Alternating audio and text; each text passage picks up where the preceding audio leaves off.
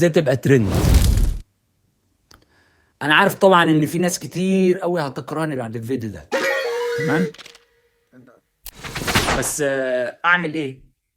لازم الكل يعرف الحقيقة. بيس كام مع الحل.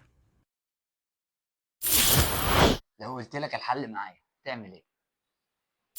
لازم طلعت ترند. طلعت. ربنا يبارك لك يا اتش، الله يبارك لك. والله والله. ايوه يا عم، انا سمعت ان انت عندك 6 برو. ربنا يبارك لك يا اتش البركه.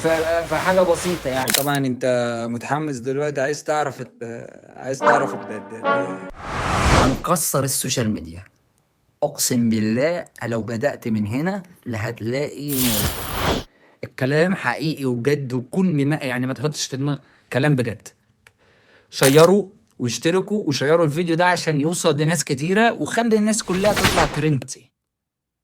مش قلت لك عشان مش هتقدر تغمض عينيك؟ صح؟ ترندك منين؟ ترندك من هنا.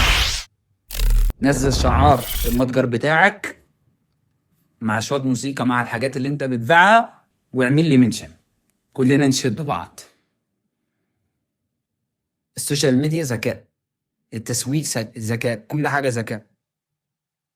يلا ليتس جو.